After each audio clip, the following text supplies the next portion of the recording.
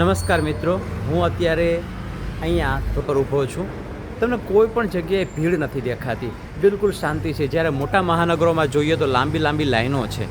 આપણે સમજવાની જરૂર છે કે ખરેખર દેશમાં એટલી કારની તંગી નથી. આપણે આર્ટિફિશિયલ સ્કેર્સિટી ઊભી કરી રહ્યા છીએ. વિન્સ્ટન ચર્ચિલનું એક બહુ જ પ્રખ્યાત વિધાન, જે હું પુષ્ટિ નથી કરતો સાચું છે કે ખોટું, પણ ખાંડની રેશનિંગ વર્લ્ડ વોર II સમયે થઈ હતી. ત્યારે એક દાદીમાં પોતે વધારાના પડેલી ઘરની ખાંડ દેવા આવેલા. ત્યારે એણે કીધું કે દેશમાં આવા લોકોની જરૂરત છે. આ દાખલો સાચો છે કે ખોટો અલગ વસ્તુ છે, પરંતુ એનાથી એટલું સમજવાનું છે કે દેશમાં તંગી ન હોય, પરંતુ આપણે જો મીઠું પણ ઘરમાં ભેગું કરવા માંડીએ તો બધું જ ખૂટી જાય. આ દેશભક્ત તરીકે ખોટી અફવાઓમાં આવવા કરતાં જેટલું જરૂરી છે એટલું જ રાખીએ.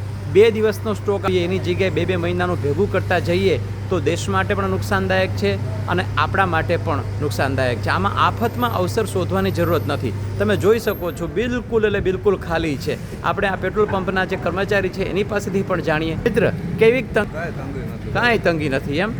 જેટલું જોઈએ એટલું, અને ખોટી હાયતોબા ન કરો. ધન્યવાદ.